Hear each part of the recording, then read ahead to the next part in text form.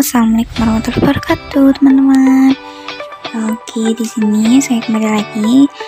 Perkenalkan lagi, nama saya Marat Solihah dari mahasiswa STKIP GD Jombang, akan membahas tentang pengembangan kurikulum.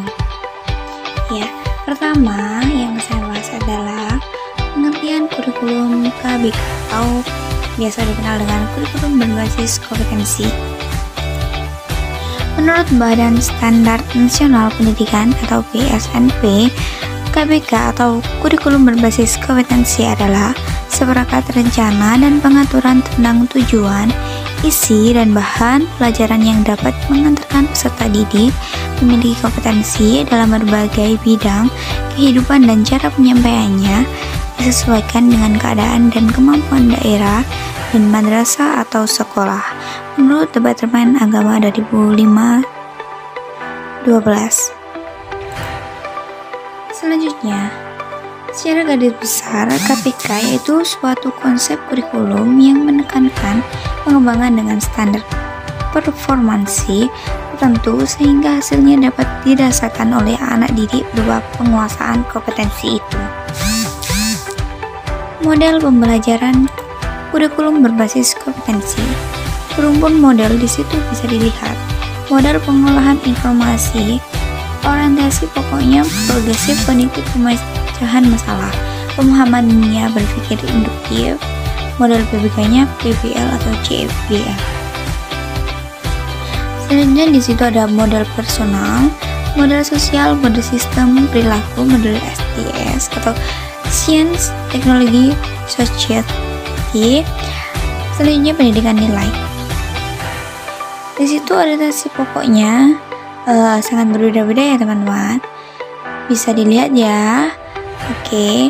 Selanjutnya yang akan saya bahas adalah pengertian kurikulum KTSP atau bisa dikenal dengan kurikulum tingkat satuan pendidikan.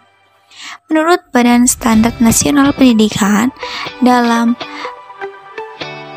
Pasal 1 ayat 15, kurikulum tingkat satuan pendidikan adalah kurikulum opsional yang disusun oleh dan dilaksanakan di masing-masing satuan pendidikan.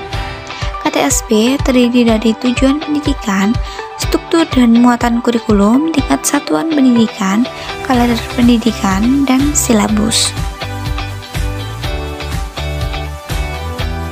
Secara garis besar, pengertian KTSP yaitu suatu bentuk kurikulum yang disusun dan dibuat oleh masing-masing unit pendidikan dan disesuaikan dengan kondisi pendidikan di unit tersebut.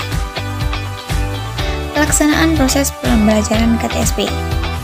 Penerapan KTSP hendaknya dilakukan secara sistematik dan terencana, dimulai dari yang pertama perencanaan pembelajaran, pelaksanaan pembelajaran, dan penilaian pembelajaran. Untuk perencanaan pembelajaran biasanya dibuat dengan RPP. Pelaksanaan pembelajaran setelah pembuatan RPP dan penilaian pembelajaran setelah pembelajaran berlangsung. Yang pertama ada perencanaan pembelajaran. Perencanaan pembelajaran adalah suatu persiapan yang disusun oleh pendidik sebagai pedoman dan pelaksanaan pembelajaran. Rencana pembelajaran tersebut juga rencana pembelajaran atau pelaksanaan pembelajaran. Langkah-langkah penyusunan RPP yang pertama, mengisi identitas RPP, merumuskan standar kompetensi, merumuskan kompetensi dasar, merumuskan indikator-indikator, merumuskan tujuan pembelajaran, menentukan materi pembelajaran, menentukan metode pembelajaran, menentukan langkah-langkah, menentukan alat bahan dan sumber pembelajaran, serta yang terakhir menentukan teknik pembelajaran. Jadi itulah langkah-langkah penyusunan RPP yang bisa kalian buat dan kalian terapkan. Selanjutnya pelaksanaan pembelajaran.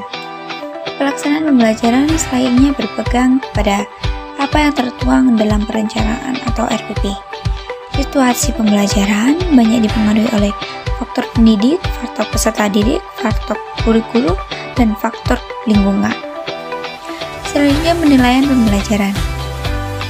Penilaian pembelajaran ini adalah suatu proses sistematik yang mengandung informasi, menganalisis, dan menginterpretasi informasi tersebut untuk membuat keputusan-keputusan. Penilaian pencapaian kompetensi dasar peserta didik dilakukan berdasarkan indikator. Penilaian dilakukan dengan menggunakan tes dan non-tes dalam bentuk tertulis maupun lisan, pengamatan kinerja, pengukuran sikap, penilaian hasil karya berupa tugas atau proyek dan atau produk, penggunaan portofolio, dan penilaian diri. Jadi penilaian pembelajaran ini bisa menyesuaikan apa yang diajarkan atau apa yang ingin dicapai. Selanjutnya, pengertian dari kurikulum 2013. Pengertian kurikulum adalah kurikulum yang berlaku dalam sistem pendidikan Indonesia. Kurikulum ini merupakan kurikulum tetap diterapkan oleh pemerintah untuk menggantikan kurikulum 2006 yang sering disebut dengan kurikulum tingkat satuan pendidikan yang telah berlaku selama kurang lebih 6 tahun. Dari kurikulum 2013 masuk dalam masa percobaan pada tahun 2013 dengan menjadikan beberapa sekolah menjadi sekolah rintisan atau sekolah pertama yang dirintis untuk mencoba kurikulum 2013. Macam-macam metode pembelajaran kurikulum 13. Ada beberapa metode di situ ya teman-teman. Bisa dilihat ada 10 metode.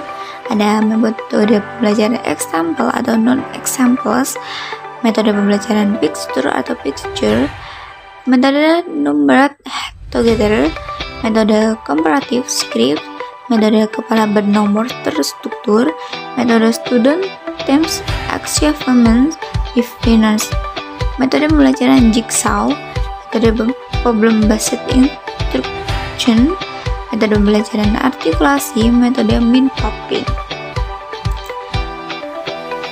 Yang pertama dari macam-macam metode pembelajaran tadi, ada metode pembelajaran example atau non-example.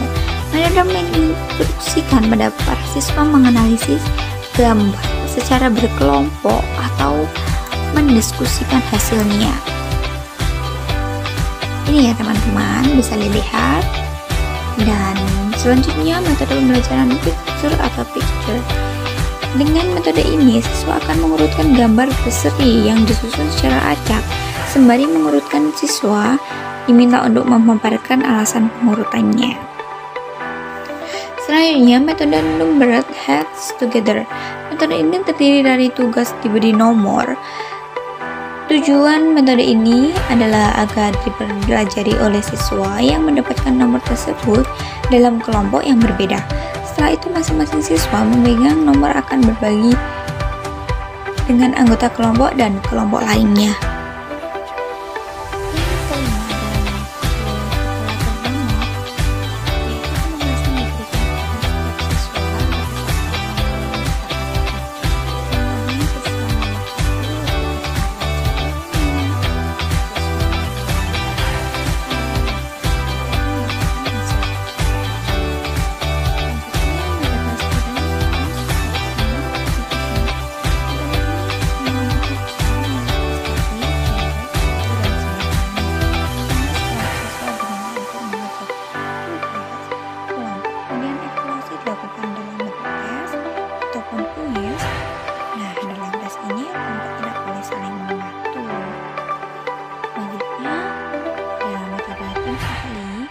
Setiap anggota dalam tim diminta untuk menjadi seorang ahli.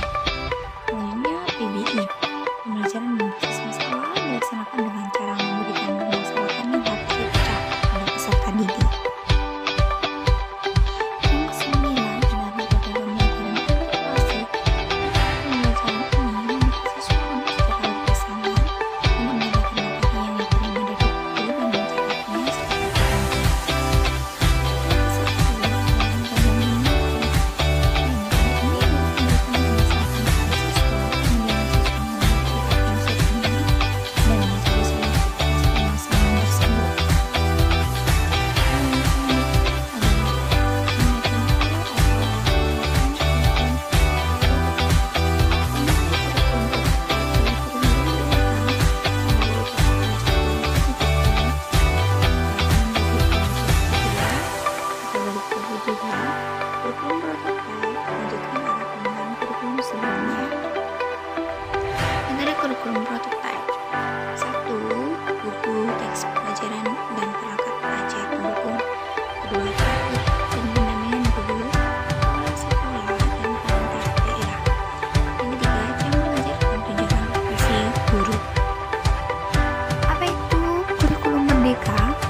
ya teman-teman? Menurut BSNP, Badan Standar Nasional Pendidikan, pengertian kurikulum Merdeka Belajar adalah satuan kurikulum pembelajaran yang mengacu pada pendekatan bakat dan minatnya. Jenis-jenis metode pembelajaran dalam kurikulum Merdeka yang pertama adalah metode pembelajaran blended learning, kedua Philippine Classroom, ketiga project basic learning. Terima kasih teman-teman, mungkin ini yang bisa saya sharingkan ke teman-teman. Terima kasih dan mohon bermanfaat. Semoga bermanfaat untuk teman-teman. Sekian, salam